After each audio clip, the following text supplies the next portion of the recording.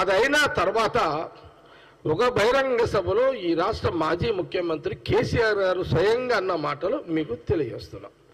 వారు ఏమన్నారు? మేడిగడ్డ విషయంలో ఇది మేడిగడ్డనా ఇబ్బందుల గడ్డనా అని ఒక మాజీ ముఖ్యమంత్రిగా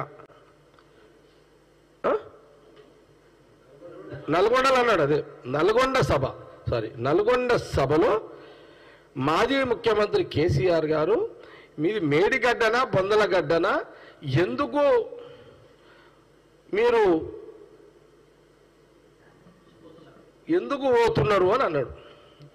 ఇది ఒక మాజీ ముఖ్యమంత్రి అనాల్సి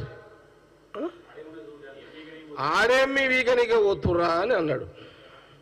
ఇది ఒక మాజీ ముఖ్యమంత్రి కేసీఆర్ గారు 9 ఏళ్ళు ఒక ముఖ్యమంత్రిగా మీరు పనిచేసి ఆడేం బీకనికి పోతుర్రా అంటే మరి మా రేవంత్ రెడ్డి గారు సీఎం కానీ లేకపోతే కోపం రాదా? మా ఉత్తమ్ కుమార్ రెడ్డి కోపం రాదా? అరే నువ్వు అన్నట్టే పీకనికే పోతున్నామే అనుకో. పీకనికే పోతున్నాను. ఏం పీకనికే పోతున్నాము?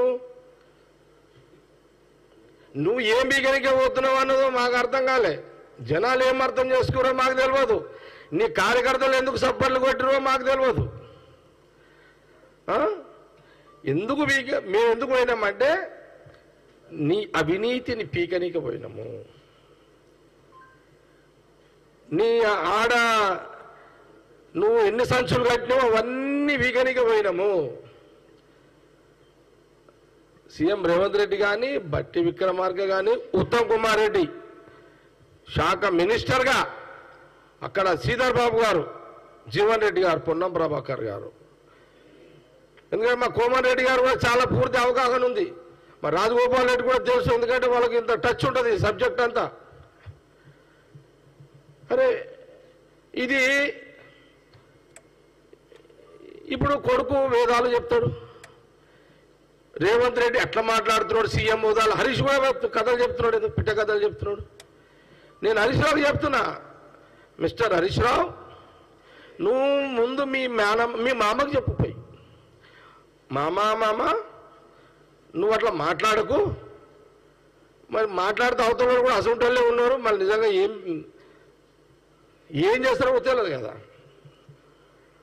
ఇప్పుడు మాజీ ముఖ్యమంత్రి అసలు మాటలు మాట్లాడితే మరి యువకులు ఉన్న క్యాబినెట్లంతా ఇప్పుడు అంతా యంగ్ లీడర్స్. నువ్వు ఎంత కేసీఆర్ గారి వయసు ఎంతో నాకు తెలియదు. 70 ఏళ్ళ పెద్ద మనిషివే నీకు అంత రోషం ఉంటే, కోపం వస్తే, వయసులో ఉన్నా మరి రేవంత్ రెడ్డికి ఎంత రావాలి, లేకపోతే బట్టికి ఎంత రావాలి, ఉత్తమ్ మళ్ళా మా పొన్నం ప్రభాకర్, జీవన్ రెడ్డి గారు 70 ఏళ్ళైనా ఆయన గట్టోడే. అరే ఏం కాబట్టి హరీష్ రావు ఫస్ట్ పోయి మీ మేనమామకు సంజాయించు. కేటీఆర్ కూడా నేనేం చెప్తున్నా అంటే, నువ్వు కూడా రాజకీయాలు ఏదో చాలా భవిష్యత్తులో ఎదగాలని అనుకుంటున్నావు, కొంత మీ నాయనకు సంజాయించు. నాయనా ఇట్లా అనకు, నువ్వు స్లిప్ అయినావు, నువ్వు ఒక స్లిప్ అయితే వాళ్ళు 100 స్లిప్ అవుతారు అని చెప్పు. కేసీఆర్ ఒక్కరు ఏదో మా వాళ్ళు 100 తిట్టేస్తారు. కాబట్టి ఇది అసలు చరిత్ర. ఇది